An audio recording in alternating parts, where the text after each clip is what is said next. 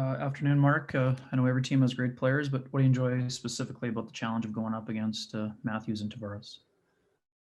Yeah, they're fun players. I definitely really enjoyed watching Matthews and Marner, especially this year. They got so much skill. They do everything right. So we haven't played them since the second game of the year. So it's a lot of things have happened on both sides on both teams since then. So it'll be hopefully a great game tonight. We'll go next to Kelly Moore from CJOB. Go ahead, Kelly. Hey, Mark, your teammate Pierre-Luc Dubois just referred to you as hockey nerd, so I'm hoping this stat might be familiar to you, but now it's down to yourselves in Florida as the only team who have not lost back-to-back in regulation this season. Is that kind of like a badge of honor, and is that something you guys even make reference to at all?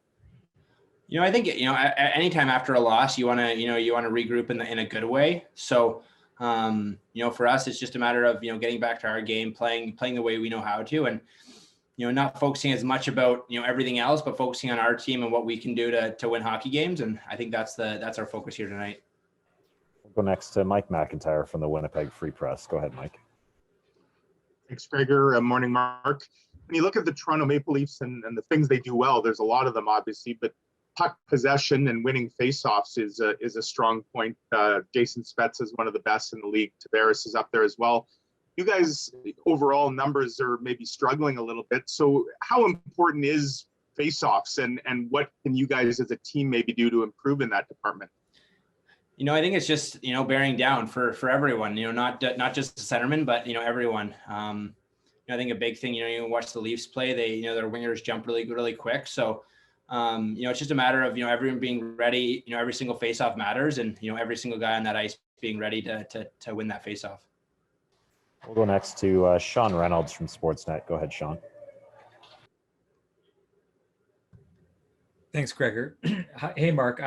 Your head coach was talking about you using this year as maybe of a springboard to get yourself into the conversation along the likes of the Dreisaitl's and the Marners. Do you think you've proven that you belong in that conversation so far this season? I think every day is another chance to prove yourself. It's not one game, it's not a week, it's not a month. It's every single game and being consistent that way. And tonight's another test, another chance to prove yourself. And I think that that extra pressure makes you work that much harder, makes you want to be at your best every single night. So obviously playing against two of the premier players in this league, in Matthews and Marner tonight, it's going to be a good test. And that always motivates you a little more to be that much better. So, just excited for another hockey game. We'll go next to Mark Masters from TSN. Go ahead, Mark. Mark, I don't know how much you saw of Pierre-Luc in the bubble last summer, but what stands out about the way he's able to elevate his game against top opposition and on a big stage? Well, yeah, I think last year during the bubble, against the Leafs, that was when, I think everyone saw what he was made out of. And, that's a pretty special hockey player. So, he's one of those guys that wants to keep learning, wants to keep, honing his skills and getting better every day. So, that's something I respect a lot about him and, how much he wants to talk the game, how much he wants to learn. And I think, I think he's only scratched the surface. He's going to keep learning. He's going to keep getting better. And, that's a, pretty exciting thing. We'll go next to Gord Miller from TSN. Go ahead, Gord. Mark, I know you love the game and love being around the game. One of the great things about being around the NHL games is the atmosphere before the game. In Winnipeg, walking in the rink, or here in Toronto for you when your family comes, to watch you play. How different has this been for you this year, and how much do you miss it? You definitely miss it.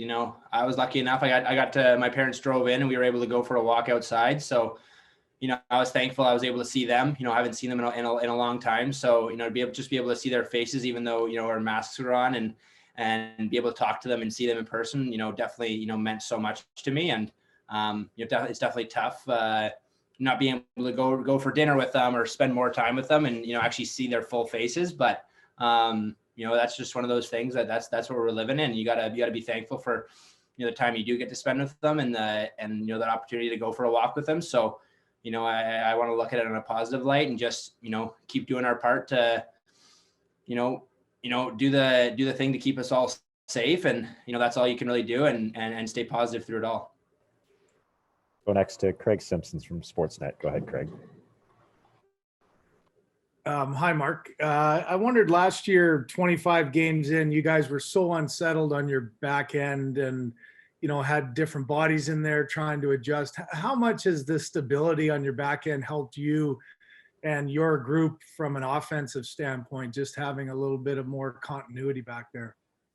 Oh, big time. When you get consistency, from the back end, obviously last year we had so many changes. It was, getting your timing right as a centerman and, understanding certain reads, and, now having, guys that are, similar with our system, similar with, what we're trying to do here. I think that helps a lot. And, it's always a work in progress. You're still always working. You're still always trying to find, that edge. And I think, our D are, battling so hard back there. And, we want to be there to support them all over the ice. And, they've been fantastic for us. And, looking forward to them having another good game tonight.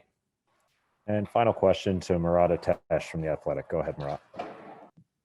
Thanks, Gregor. Mark, I just wanted to pick up on that walk with your parents. That was touching. I'm thinking about going so long without having that and then having the opportunity. So I guess I'm wondering, what would you appreciate the most about that? Or were there any conversations you made a point of having or sharing together during that time? I think it's just seeing their face. That's about it. When it's only over FaceTime or, over the phone, you don't get the actual sense, you don't get to see their eyes, you don't get to see their facial expressions, all that. So, being able to just, see them in person and, go for a walk, the weather was beautiful, the sun was shining. So, you just gotta be grateful and thankful for the, the loved ones you have in your life. And, it was just, it was, definitely put a smile on my face to be able to see them, and, still puts a smile on my face that I was able to see them and, enjoy, a little bit of time with them, being away for so long.